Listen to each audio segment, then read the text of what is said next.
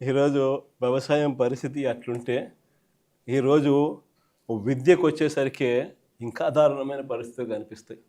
Fee reimbursement బకాయిలు మన ప్రభుత్వ హయాంలో ప్రతి త్రైమాసికం అయిపోయిన వెంటనే ప్రతి 3 నెలలకు ఒకసారి ఆ త్రైమాసికం అయిపోయిన వెంటనే మరుసటి త్రైమాసికంలోకి వచ్చేసరికి ఇంతకు ముందు త్రైమాసికానికి సంబంధించిన డబ్బులు తల్లుల ఖాతాల్లోకి నేరుగా పడిపోయేది. ఫీజు రీయింబర్స్మెంట్ కింద విద్యా దీవెన, వసతి దీవెన ఈ రెండు కూడా క్రమం తప్పకుండా ఇచ్చేవాళ్ళం మన ప్రభుత్వ హయాంలో.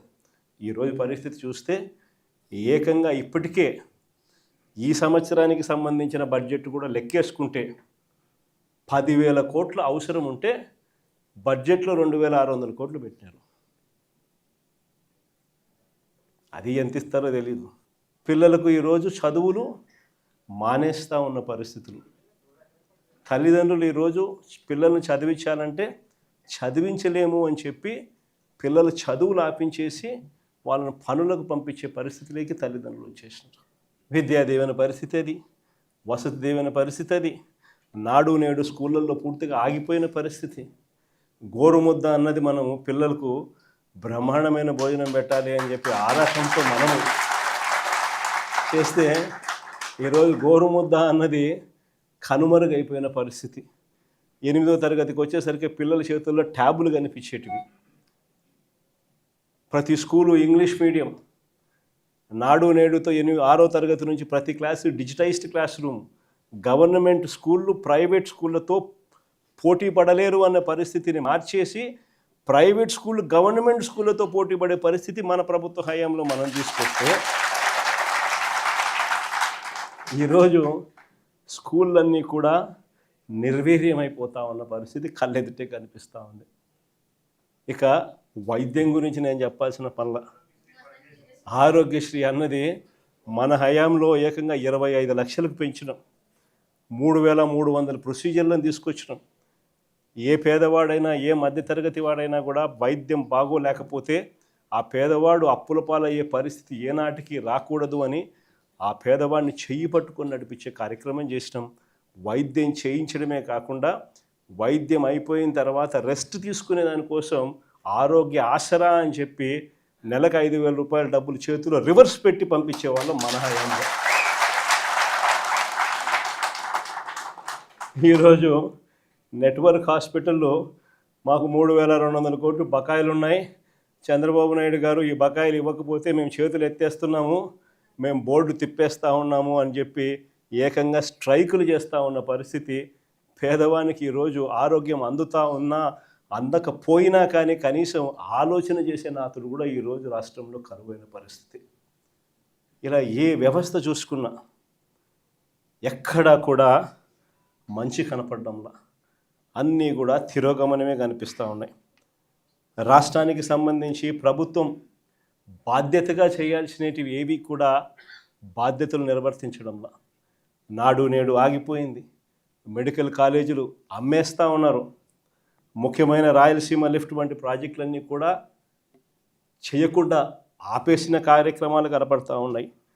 రైతుల గురించి పట్టించుకునే నాతుడు లేదు, పిల్లల గురించి పట్టించుకునేవాడు లేడు, అక్క చెల్లెమ్మల గురించి పట్టించుకునేవాడు లేడు. చివరికి అక్క చెల్లెమ్మలకు పొదుపు సంఘాలకు 0 వడ్డీ డబ్బులు కూడా ఇవ్వని పరిస్థితి. స్కీములకు అయితే దేవుడు ఎరుగు, కనీసం 0 వడ్డీకి డబ్బులు కూడా ఇవ్వని పరిస్థితిలోకి అక్క చెల్లెమ్మలు మొత్తం నిర్వీర్యమైపోయిన పరిస్థితులు ఈరోజు రాష్ట్రంలో కనిపిస్తూ ఉంది.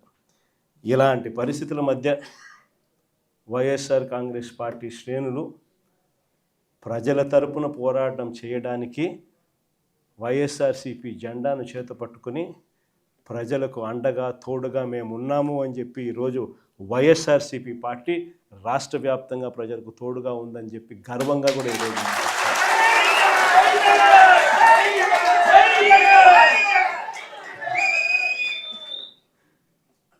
ఇలాంటి పరిస్థితుల మధ్య చూస్తా కన్ను మూసుకొని కన్ను తెరిచేసరికి ఇక సగం టర్మ్ అయిపోయింది.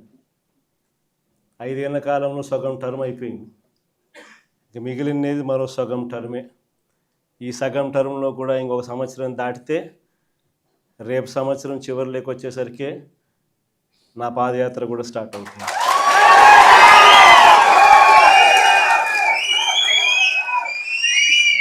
దాని తర్వాత 1.5 సంవత్సరం నేను కూడా రోడ్డు మీదనే ప్రజలతోనే ప్రతి నియోజకవర్గము తిరుగుతూ వస్తా. ఆ తర్వాత ఆ పాదయాత్ర స్టార్ట్ అయిన తర్వాత చంద్రబాబు నాయుడు గారికి వైఎస్ఆర్ కాంగ్రెస్ పార్టీ శ్రేణులు ప్రతిరోజు చంద్రబాబు నాయుడు గారికి సినిమా చూపిస్తాను. చంద్రబాబు నాయుడు గారికి మోస్ట్ ప్రాక్టికల్ సొల్యూషన్ ఇచ్చినాం మనం. అయ్యా చంద్రబాబు గారు, రాష్ట్రానికి ఇప్పుడే కాదు, మీరు చేస్తూ ఉన్న చర్యలతో రాష్ట్రానికి ఎప్పటికీ క్యాపిటల్ లేకుండా చేస్తూ ఉన్నారు. అలా చేయడం వల్ల రాష్ట్రానికి అసలు క్యాపిటల్ అనేది ఉండదు మీ వల్ల. దయచేసి ఇది మానుకోండి. అమరావతి అని చెప్పి నువ్వు రైతులను మోసం చేస్తూ ఉండవు, అమరావతి అని చెప్పి నువ్వు ప్రజలను మోసం చేస్తూ ఉండవు. ఆ అమరావతిలో రోడ్లు వేయడానికే, కరెంట్ వేయడానికే, డ్రైనేజ్ వ్యవస్థ నెలకొల్పడానికే, నీళ్ళు ఇవ్వడానికే, ఇలాంటి బేసిక్ వసతులు కల్పించడం కోసమే నువ్వంతటి నువ్వే ఎకరాకు 2 కోట్లు ఖర్చు అవుతుంది అని చెప్పి నువ్వంతటి నువ్వే సెంట్రల్ గవర్నమెంట్కు డిపిఆర్లు ఇచ్చినావు, నువ్వంతకు నువ్వే బ్యాంకులకు డిపిఆర్లు ఇచ్చినావు.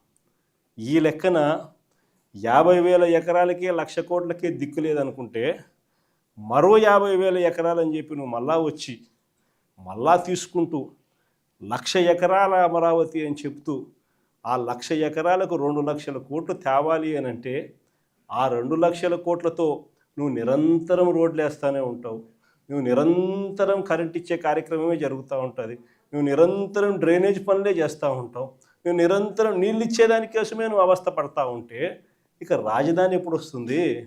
ఎన్ని దశాబ్దాలు పడుతుంది? ఇప్పటికే 12 ఏళ్ళు అయిపోయింది 2014 నుంచి ఇప్పటికే దిక్కు దివానం లేదు. ఇంకా ఎన్ని దశాబ్దాలు పడుతుందో తెలియదు. డబ్బంతా రోడ్లకే ఖర్చు అవుతుంది, డబ్బంతా రోడ్డు కరెంట్ వేయడానికి ఖర్చు అవుతుంది, డబ్బంతా డ్రైనేజీలు పెట్టడానికే ఖర్చు అవుతుంది. ఇంకా ఎన్ని దశాబ్దాలు పడుతుందో. ఆ దశాబ్దాల కాలంలో ఈ 2,00,000 కోట్ల విలువ పూర్తి చేయడానికి 4 లక్షలు అవుతుందో 10 లక్షల కోట్లు అవుతుందో. చివరికి 12 ఏళ్ళ తర్వాత కూడా ఈ పొద్దు రాష్ట్రానికి రాజధాని లేదు. ఇంకా 20 ఏళ్ళ తర్వాత కూడా మన పరిస్థితి ఏమిటంటే అప్పుడు కూడా రాష్ట్రానికి రాజధాని కనిపించదయ్యా. అయ్యా చంద్రబాబు, ఇది మానుకో. ఆ 2 లక్షల కోట్లలో 10% పెడితే చాలు, 10% పెడితే చాలు. మేము ఇంతకుముందు మంచి ఆలోచన చెప్పినా నేను నీకు. ఇంతకుముందు ప్లాన్ ఏ కింద రాష్ట్రంలో అన్నిటికన్నా పెద్ద సిటీ విశాఖపట్నం, దాంట్లో పెడితే అసలు ఎటువంటి ఖర్చు అవసరం లేదు.